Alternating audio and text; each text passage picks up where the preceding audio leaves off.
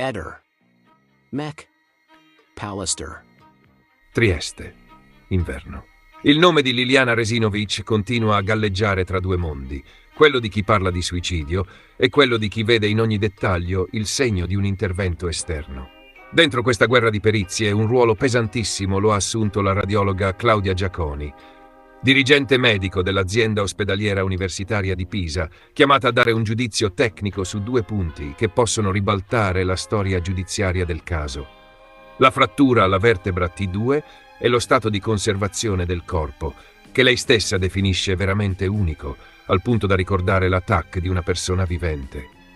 La prima tappa di questo percorso risale al 2023. In quell'anno il professor Fineschi chiede alla radiologa di esaminare l'attacco del corpo di Liliana con un quesito preciso ma limitato: capire se il cadavere sia compatibile con una permanenza all'aperto di settimane oppure se lo stato di conservazione faccia pensare a una permanenza prolungata a basse temperature. Non le viene chiesto di andare a caccia di microfratture né di concentrarsi sulla colonna vertebrale. Il suo compito è circoscritto al come. Il corpo si presenta nel suo insieme, non al dove e quali lesioni specifiche possano esserci.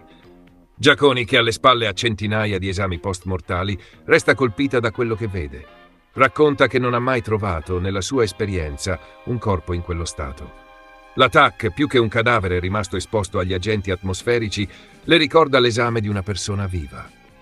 I tessuti le appaiono troppo ben conservati rispetto a quello che ci si aspetterebbe dopo 3 settimane all'aperto, tra metà dicembre e i primi di gennaio, in un boschetto di Trieste.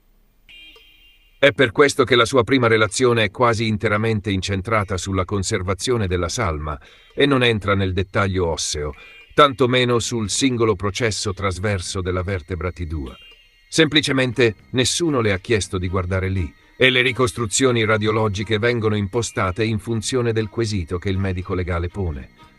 La domanda che oggi viene rivolta alla radiologa è inevitabile: perché nel 2023 quella frattura non è stata vista e viene fuori solo in un secondo momento? La risposta di Giaconi è tecnica, ma molto chiara. Nel primo incarico non aveva eseguito le ricostruzioni dedicate all'osso, quelle che permettono di tirare fuori difetti piccoli e sfuggenti. Guardava al corpo nella sua globalità, concentrandosi sui segni di decomposizione e sui parametri che possono far pensare a una conservazione al freddo.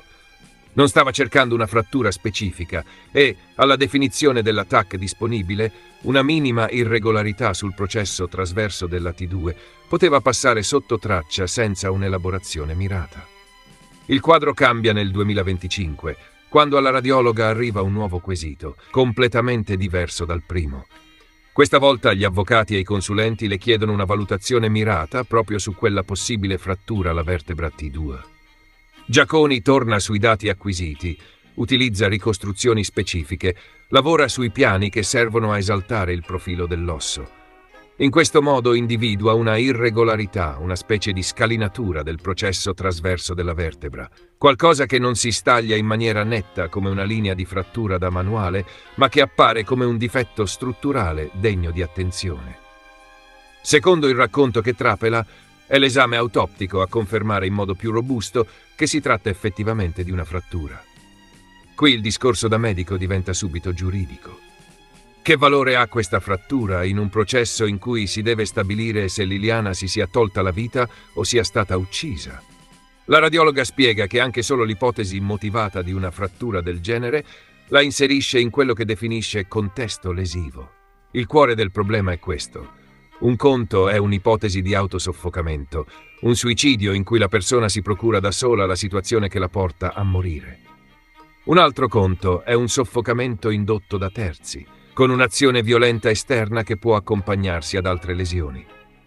Nel primo scenario, il corpo in generale non dovrebbe presentare un complesso di traumi compatibili con una colluttazione o con manovre aggressive. Nel secondo, invece, una frattura in un distretto particolarmente protetto come il dorso diventa un segnale pesante. Giaconi ricorda che il processo trasverso della vertebra T2 fa parte della colonna posteriore, coperta da uno spesso strato muscolare. Non è una zona che si rompe con facilità in un gesto banale. Non si parla necessariamente di una violenza devastante, ma neppure di un'ammaccatura da niente. Per questo, a suo giudizio, quella piccola frattura ha un peso clinico e giuridico enorme, soprattutto se messa in relazione con la dinamica di un possibile soffocamento e con gli altri dati emersi dalle perizie. Resta però il tema della certezza. Gli stessi consulenti mettono in chiaro che radiologia e anatomia patologica non sempre coincidono perfettamente. Il medico legale, quando apre il corpo, può trovare più fratture costali di quante se ne vedano sulla TAC. In altri casi la radiologia suggerisce un difetto e l'anatomia lo conferma o lo smentisce. Figure come Cristina Cattaneo, impegnata nel fascicolo, parlano di un'intaccatura che supporta l'ipotesi della frattura, mentre la radiologa insiste sul fatto che l'ultima parola spetta sempre all'anatomia patologica. Non a caso ricorda altri casi, come quello di Martina Rossi, in cui lo scheletro è stato riesaminato a distanza di anni, proprio per valutare di nuovo le fratture. In medicina ribadisce il gold standard dell'analisi diretta del tessuto, non solo l'immagine. Stabilire se una frattura sia premortale o postmortale poi diventa più complicato col passare del tempo. Il che spiega perché, sul tavolo del processo, avvocati e consulenti si stiano muovendo per avere una perizia terza, richiesta dal difensore di Sebastiano Visintin, Paolo Bevilacqua, e considerata legittima anche da altri consulenti, tra cui la genetista Marina Baldi. Parallelamente al capitolo della frattura vertebrale è aperto il fronte dello stato di conservazione del corpo e della possibile permanenza in congelatore. La frase della radiologa, secondo cui la TAC sembrava quella di una persona vivente, non è un'invenzione giornalistica, ma una sua valutazione diretta di fronte alle immagini. Nelle ore successive al ritrovamento, in condizioni normali, i fenomeni post-mortali dovrebbero essere già visibili in maniera più marcata. In questo caso, invece, il cadavere appare troppo ben conservato.